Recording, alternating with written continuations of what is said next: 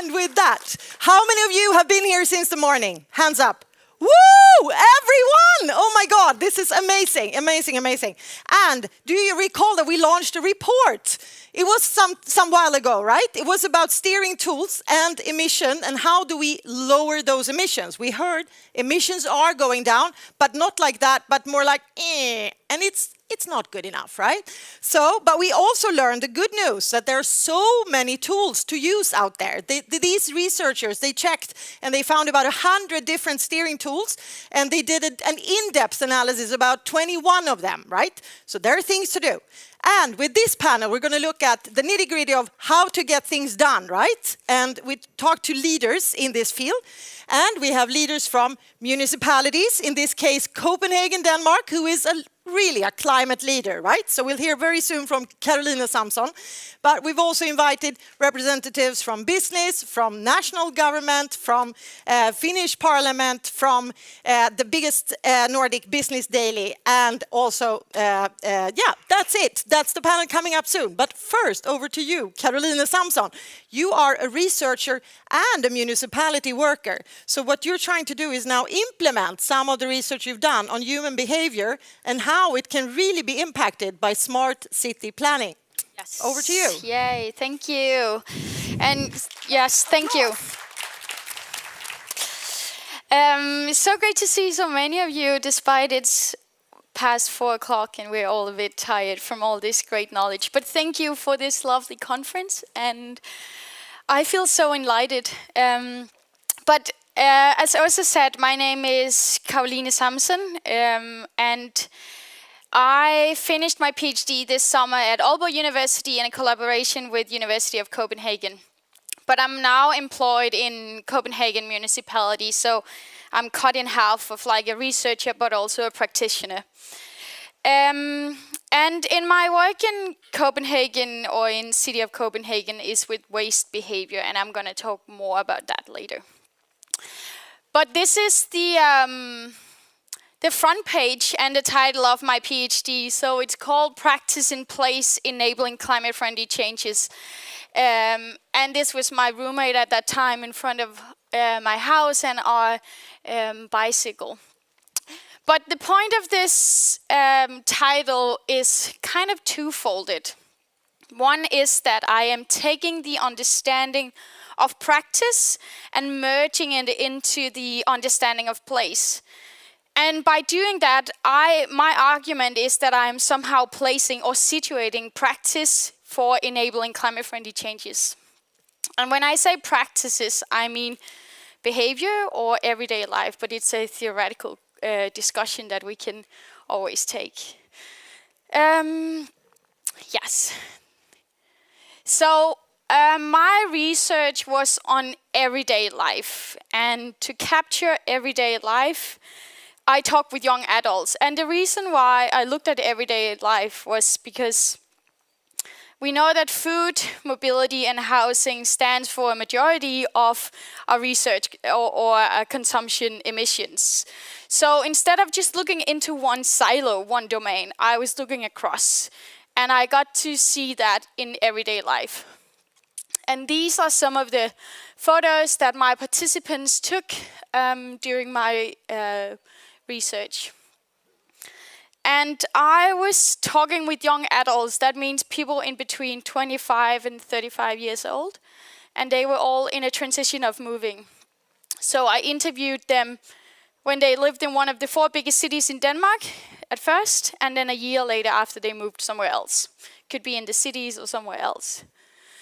And I did this for many reasons. Of course, you know, a PhD is a big book, so there are many reasons of why we did stuff and all of that. But the reason why I looked at transition was because we know from research that when you are in transition, you are more likely to talk about your changes. You are more likely to reflect upon what you want or what you don't want, and so on. So by looking at people in transition, we could get them to articulate why they were doing stuff. And why 25 to 35 years old was because this group of people is in this age group, you have a tendency to move in with a partner, you settle down, you have your first or second child, and it has a big impact on your future life.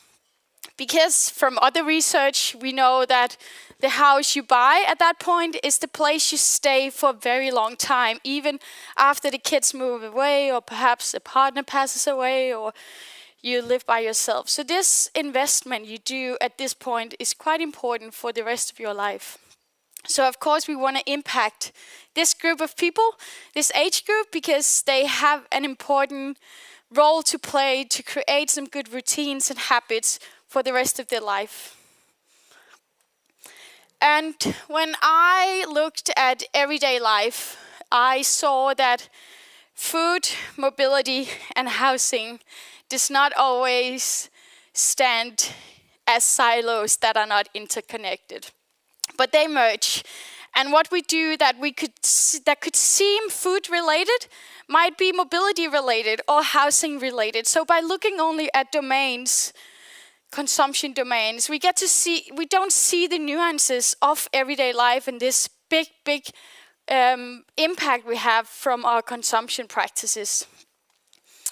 And one example of this, how they intersect, is related to waste, which is what I'm working with now in the city of Copenhagen. Because we know that waste, or as an example, is something you can do in your home, in your kitchen, while you're doing a food-related practice, say cooking. And then to do your waste management, it's something you do on the go when you go to work, going into your garden or whatsoever. So by looking at waste, we're looking at a practice instead of the individual behavior, but we're looking at the practice, and we get to see a practice that is related to all consumption domains. And we want to target all of the consumption domains for enabling a transition. And another aspect of my PhD was the whole place element. So I aim to merge this kind of knowledge with this intersection of sections into place. And this was to enable a change, not just to show how complex everyday life was, but to show how can we enable change. And I think that when we look at place, we get to understand that it's a place where you can enable change, or that means the actors who are creating places.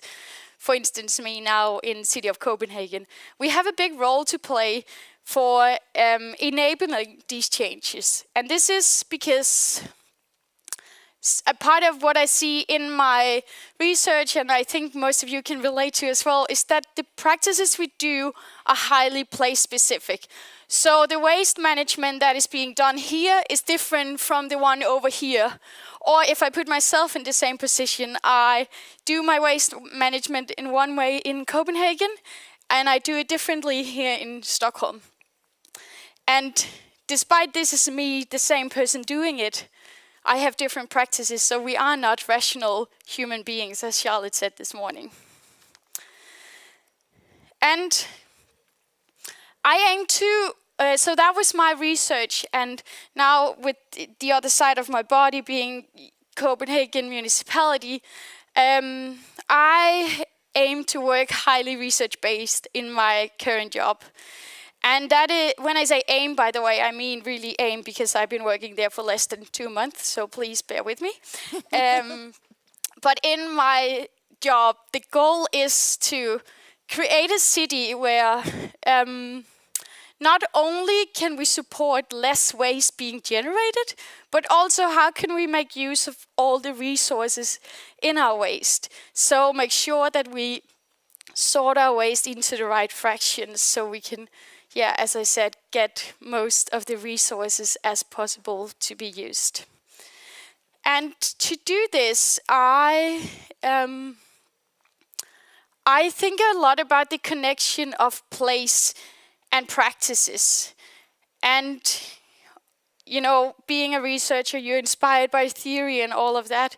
But I think that if I try to grasp these two elements, practice and place, that are words that I have been using a lot, so bear with me if I'm saying it too fast or so. But some of the similarities they have is that the materials that are embedded in places and the meanings that are embedded in places are the same as in practices. For instance, say Copenhagen, if we have a meaning that in Copenhagen, that's a place where you sort your waste. We share a common understanding that this is a place where we sort our waste. But to do so, we need the materials, the physical entities to do so. We need the bins, garbage trucks, waste bags, whatsoever, in the homes, but also in the urban. And of course, we need the know-how to do it as well. We need the skills to do so. So I think that to enable a change, we need to understand not only the complexity of everyday life, but you also need to understand the connection between place and practices, because they share a lot. And if we use that knowledge, I think we can enable a change. And very quickly, because I know that my time is running, but I made this model because research and all of that. But we know that planning... Concrete terms, yes. Yes. To be very concrete, yeah. yes. Because planning impacts practice. So of course the input in planning should be practices so we can enable this change. And I think that the cities, the municipalities are essential to do that. And I am looking forward to be a part of that. Yes, Full stop. Yes, full stop. Thank you, Carolina. And I think the bottom line here is something we're going to talk about later in the talk show, that people are in general quite lazy. How many of you feel that you're actually quite lazy when it comes to practice? Oh, you're also an honest crowd. I love that. I'm also lazy, so we need to make things super easy, right? And fun and all that. So I think that's making waste fun, maybe gamification or something else, or just making it super easy so it cannot be avoided. That's the way to go.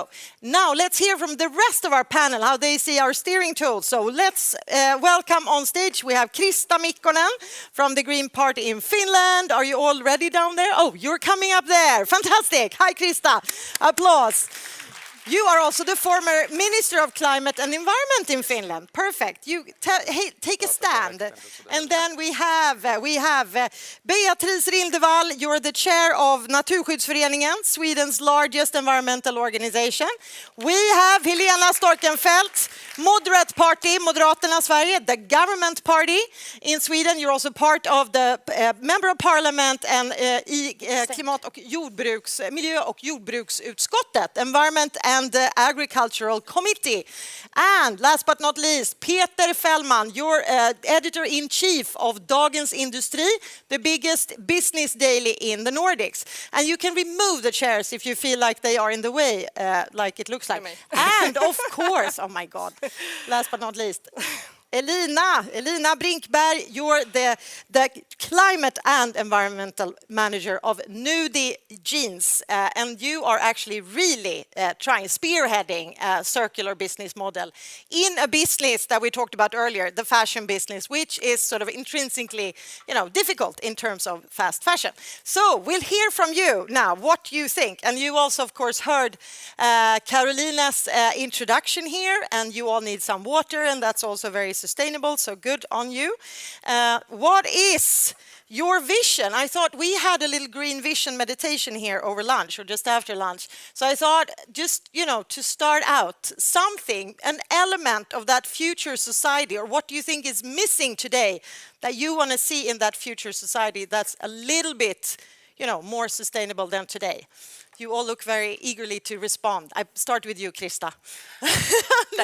Thank you. Well, I thought that we kind of heard everything already today. Okay, so you can repeat something. Yeah, it's fine. But I think which is the most important that we understand that the level what we are doing the consumption is too high. And we really need to less the consumption. And we have a lot of different tools to make it happen. And of course, the circular economy is one of the answer. But still, we can't just think that we take a renewable energy or we just take the circular economy and new technology and then continue as we used to. We need to understand the level that the consumption is too high, and we need to have a nice, even nicer life, maybe, with the less consumption. Less consumption. Do you think less growth? Yeah. Applause. Always nice with an applause there. Yeah, we can also actually, that's a segue to you, Peter. What do you think? Does that mean or sound like more of a degrowth society, or do you think, what is your vision from this hardcore business point of view? Yeah, this is what I feel, because, okay, in the other good panel that was before here, everybody agreed. So I think also it would be good to mix up. So now I'm going to be the journalist here and be a little bit against something.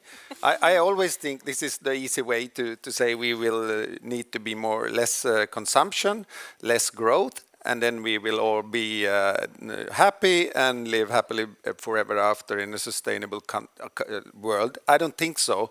I think, as you said before, we are all lazy overall. We like to have a comfortable life, even the young ones, most of them. But I think we can connect that with a sustainable life. And what's happening now, actually right now, 5 a.m., the biggest investor in the big 2 companies or projects that's being done in north of Sweden, Northvolt and the steel project is just on the limit. Is this going to work or not? And he is writing a column that we publish in 20 minutes that now it's time for Sweden to decide. Do we really want to be a front runner in a sustainable world and we are the ones developing fossil-free steel and so forth? Then we can be that. And I think that this is a huge opportunity for us, and it's really important that we in Sweden and Nordics and Europe do that, and not only in China or somewhere else. So I think this is and it's right now when money is actually coming into the sustainable area in this kind of amount, then real change is possible to happen. I don't think hardly any investor today would invest in anything that doesn't have a good sustainable future. And I think it's the panel before here that are driving the change, and these people, they understand that. Yes, and it's great that you listened to that panel, because as they said, it was also a bit weird that we had collected all of them. It was to hear their strength and their words in one collected message. But you're here to respond now to what they said. And I just respond one thing, because she was so much talking about sewing. My wife is really, and I myself, not so much knitting, and I know the Norwegians are really ahead there too. So more sewing and knitting, and also sustainable business development. Yes, and then of course I look at you, Elina. How do you see that? Do you get investors into your jeans business because you're sustainable? We're still a private company, so we don't have like external investors. But I totally agree on that we need to reduce consumption and overproduction, because we see, as we also talked about today, like the amount of garment that are produced and are ending up in the garbage directly or after just a few uses. So, I mean, from a textile industry perspective, that is like the first thing that we need to see, but we also need to see a increased demand and availability of recycled fibers. Because we are living in a world where we have consumption, and there will still be people who buy clothes, so we need to produce them in a sustainable way. And we also need to increase the availability of recycled natural fiber, not only sort of getting stuck in the synthetical fibers. And also, again, from the industry side, we need to see an increased responsibility on having a transparent supply chain, because if we as brand are going to say that we do take responsibility for our products and production, we need to know exactly where they are made. We need to have visited the suppliers, we need to make orders, we need to make follow-ups, we need to create relationships with them, because otherwise we have no idea how it looks in the production, and then we can never say that we take responsibility. So more transparency, more responsibility from the brand side, because we can't rely on or guarantee that the consumer can take that responsibility. It has to be us who do that. So you'll work on that. Okay, an applause for that. Maybe that's a good segue over to you. You've just run a campaign, 5. It's easy to remember, right? We all know we have 5 fingers, so it's a good thing. What about the 5? Yeah, max 5 newly produced garments a year. I think Åsa, the moderator, has maybe maxed that today, but I don't think that they were newly produced. So I'm sure they were not. yeah. But talking about the vision should be, I think we all can agree that we need well-being within planetary boundaries. And well-being, pretty much everyone agrees in some way of what that will be, but within the planetary boundaries, how will we get there? And not all are actually investing in only green stuff. Not even our government is only investing in green stuff. We actually have a lot of fossil fuel subsidies right now, as an example. So we have a long way to get there still, and a lot of politics that needs to be set in motion to actually be there. And that's the perfect segue, of course. Yes, it Yes, is. applause to that. And the perfect segue over to you, Helena. And you're actually representing the Moderate Party, who's actually, heading the Swedish government. So what do you see as your main task or responsibility in terms of enabling policies for the future? Well, first, I, of course, just have to leave a comment on the fuel subsidies, because that all boils down to how we produce our food here in Sweden, and how much self-sufficiency do we want to have here in Sweden. Right now, it is a large, we have a long ways to go when it comes to turning over our agriculture to becoming more completely green and clean. But when we look on the global scale, our Swedish agriculture is actually very good. But when I saw that we would get this question about a vision, I decided to close my eyes and see, what do I see? And I pictured a city, people milling about, talking to each other. The streets are full of cafes and restaurants.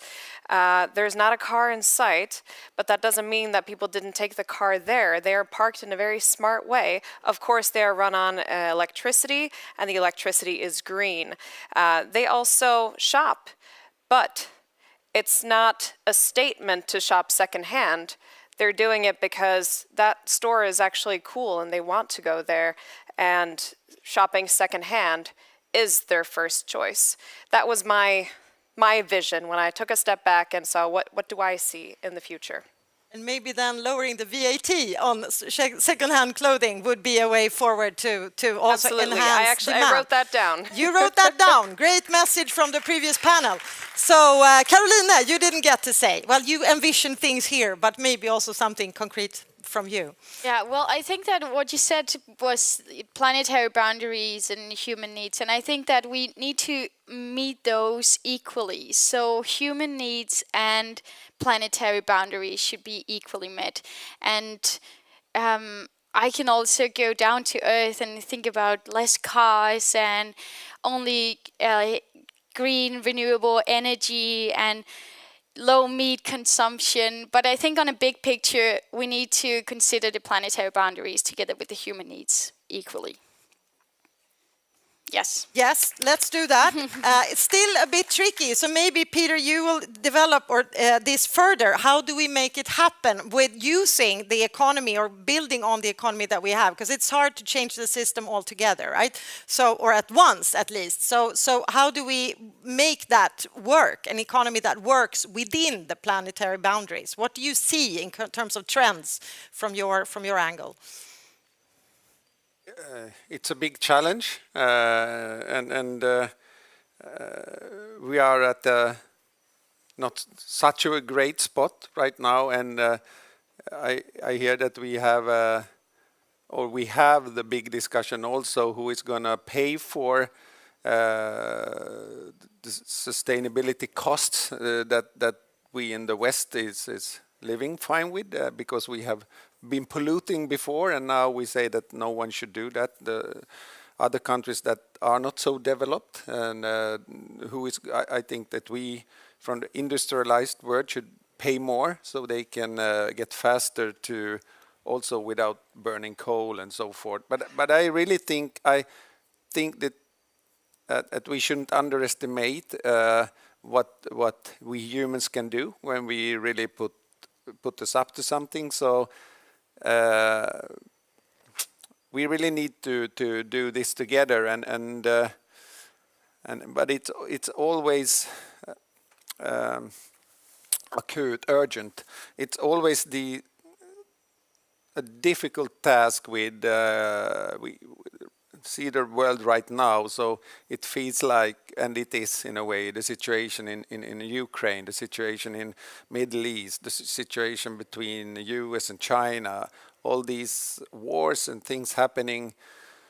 We really would need to be able to leave that and start to work with this urgent issue more. Exactly, we're getting sidetracked all the time. But it always gets sidetracked because it's hard to, it's so difficult to show it. This is as urgent. You just cannot see it right now in front of you. So it's a big challenge. But I think that more and more, especially the companies and the industry and what we work with and report from and discuss with, everybody sees this, and people are, and companies are not stupid. They understand that if we are not more sustainable in 5 years, we won't exist. So we think that the actually acknowledgement of this fact of life and the climate crisis is actually growing. I think over to you, Krista, from a Finnish perspective, what have you done to, because you're also in a slightly similar government situation as in Sweden in terms of who's leading.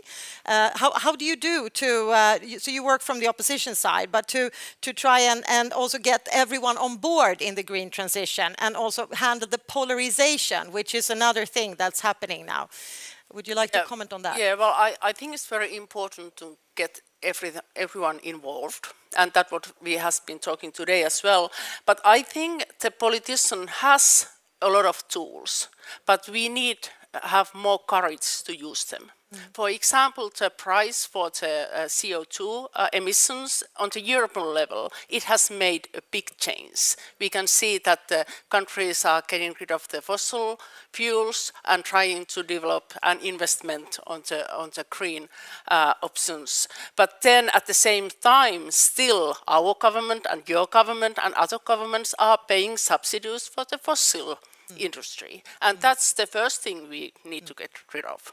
And then I think it should be always easier and cheaper to buy the environment friendly, and that's we need to have a price for all the harm for the nature and for the fossils, and that's which make the big change. And sticks and carrots at the same time, and also we could have more stricter legislation. For example, today we talk about that the young people actually are thinking that how it's possible that they can buy something from Temu or Shine, even though they know it's not good, but it's so cheap. So can't we just prohibit that, what the France is planning to do, and just make this strict legislation that we don't need that kind of things, because we can show here in Stockholm or in Sweden or in Nordic countries.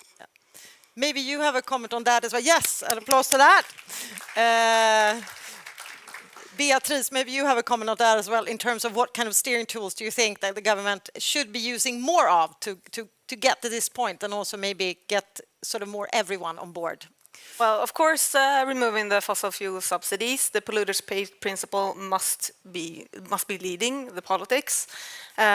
We also have public procurement, which is a lot of money that goes into different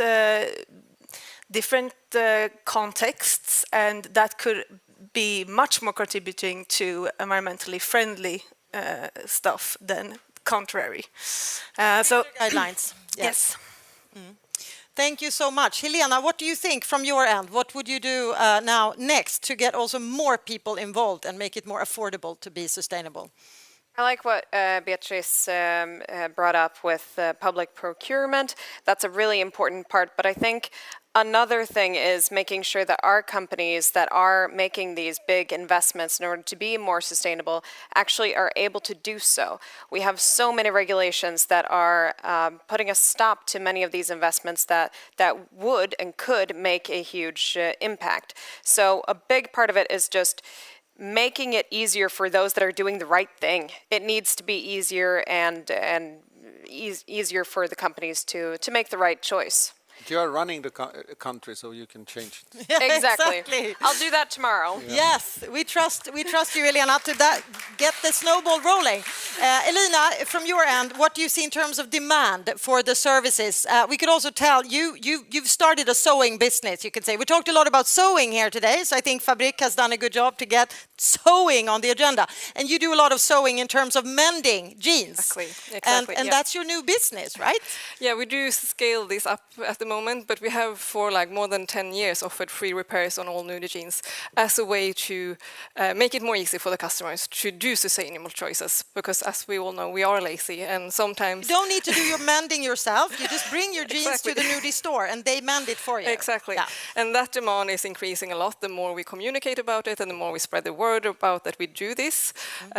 So right now we are looking at finding the appropriate external partners to help us with this, because we have done all the repairing in stores before, but now the demand is growing so much that we can't really handle the pressure.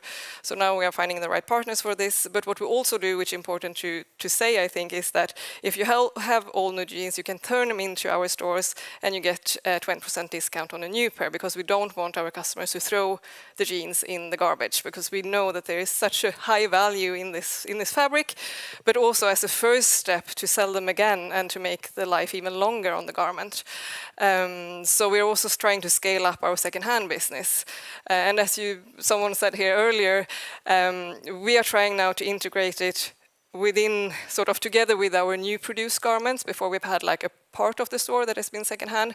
Now we're really trying to integrate it to normalize the second-hand jeans, but also to centralize the stock and the supply for each store to be able to sort of fill up their stock in the way that is most appropriate to sell them.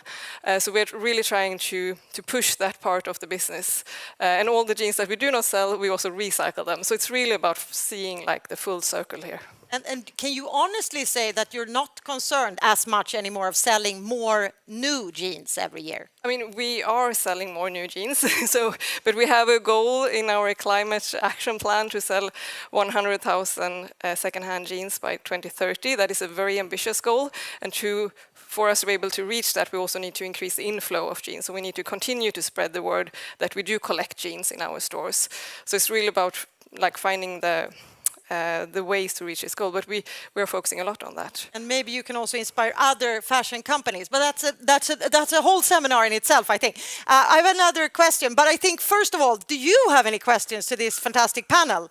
Because there is a mic, Mr. Mats, take a chance. No? Don't be shy. It's showtime. No? Anyway, I have a question.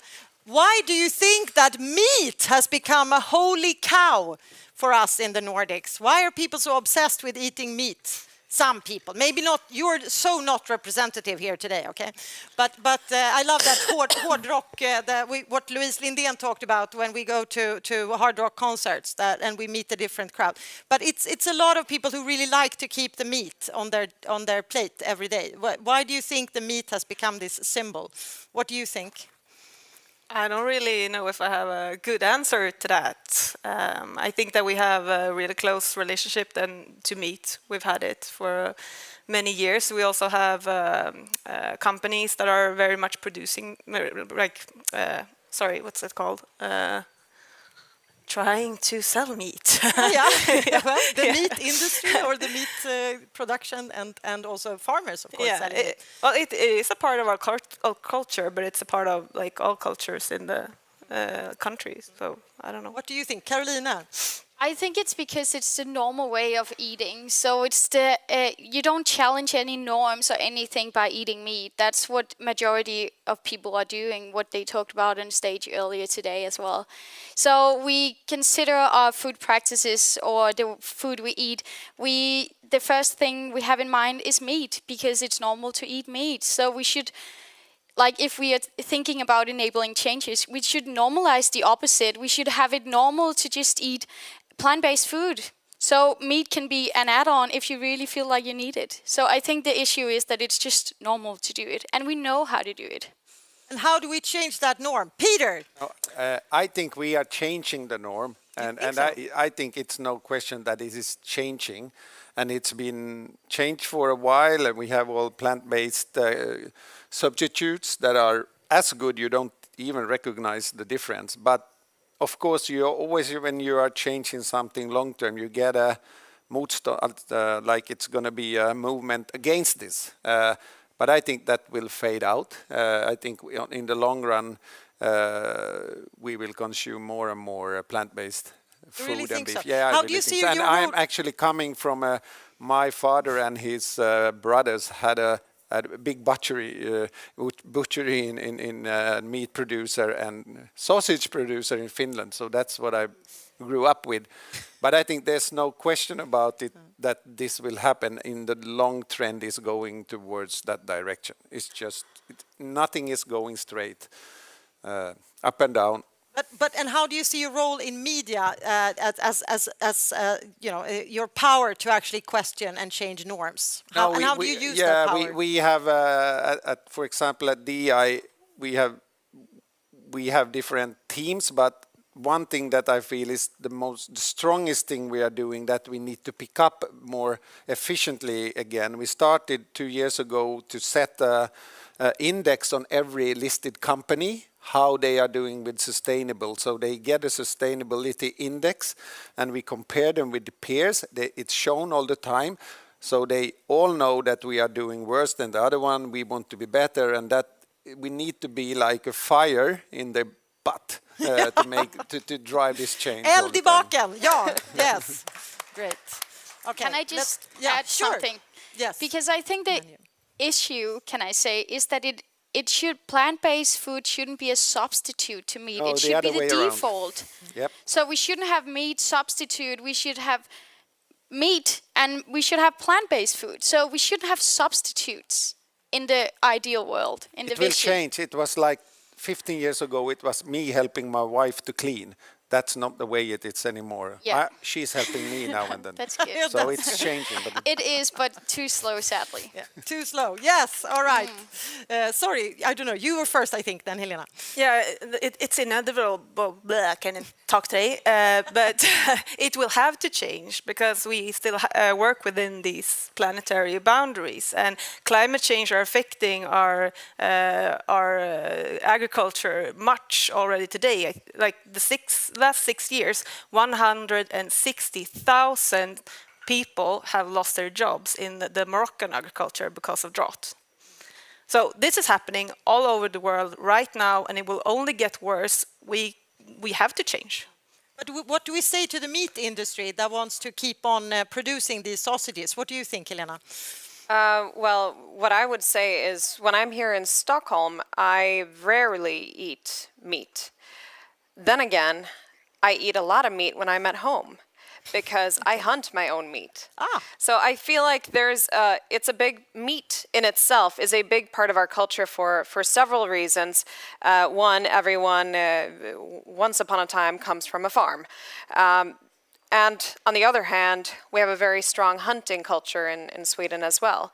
And as we know, wild meat or venison or wild boar is the most climate neutral protein that you can get. So it just happened to become a thing for me that I eat what we have at home in our freezer to make sure that we take care of every last piece and be grateful for what nature is able to give us, but also that it's not become this sort of big, what would you call it? Like it's not a statement from me. So I think many Swedes feel that when you say don't eat red meat, they feel attacked because they might not eat only the bad red meat. So we should distinguish this. And we should also remind everyone, also, we all saw the cook-along, and although that was a vegetarian dish, of course, a main message is that it's not about you can never eat meat. It's about eating less meat, that we eat a lot of meat today, right? So we just reduce the meat consumption, and then we might all feel a little better as well, live longer or something. Peter, what do you think? I just want to shortly answer. You said, what should we say to the meat industry? Of course, we cannot, the meat industry are producing meat as long as we are buying. We should instead invest in the plant-based, we should eat the plant-based, and then the meat industry can sell so much meat and then they will produce less. So it has to be, it's much better to work with demand and what people want and to work on that side instead of stopping everything all the time. We're soon about to wrap up. Carolina. I just wanted to add that I think that the government or public workplaces have a big role to play if they show the good picture. If they only have plant-based food in the cantinas or at schools, I'm just brainstorming here. But the government, the people that are of like the official people from a country, and if they show the good way, and the good way is to eat plant-based, then maybe the rest can be on board of that. I think that's a perfect, perfect way to start a final round here before we wrap up the program. So, and that's again procurement, and it's making a change where you are, and all of us work at different places, so we can start where we work, right? And if you happen to represent a company or a municipality, you can of course do even more on that side. So we start from here. What do you think? Yeah. What would be your last takeaway or action point that you would take? Well, if you are discussing procurement, then I can add like environmental labels such as Svanen and Bra Miljöval, which is our label, is very handy in those situations because it's very hard to know all the details in all the sectors. So that is one takeaway to get. Great. Choose Svanen or Bra Miljöval when you procure next time, and then you don't have to look into the details yourself, right? Because they've already done it for you. Yes, we learned that. It's hard to get, but easy to choose, right? Elina, what do you think? What's your main takeaway? Well, to use your garment as long as you can and to repair them and to use even longer and buy secondhand to start with. But also the sustainability labels also for garment. I know that there is sort of a jungle out there with a lot of different labels, but there is also coming regulations on green claims, which I think will be very, very good for the textile industry. So buy garments that are GOTS, GOTS certified, also something that sort of looks through the whole supply chain and put requirements on all suppliers. So try to make good choices when you have to buy new stuff, but don't buy new stuff. Buy secondhand stuff. All right. Clear message. Helena, go hunting, eat more boar. We need to kill off some boars anyway, so that's a good thing. But do you have anything to add to that? Eat more boar and give your jeans to Nudie. Yay, great idea. Thank you. And Krista. Put pressure on the decision makers, on the municipality level, on the national level, on the EU level, because they need more courage to do more decision to get rid of the fossils and put a price for the harmful act. Super important. Push pressure on your decision makers. And you have two live and kicking here on stage. And they're actually real people. They're normal people. And we should also remember what my dear colleague Nora said in the first panel.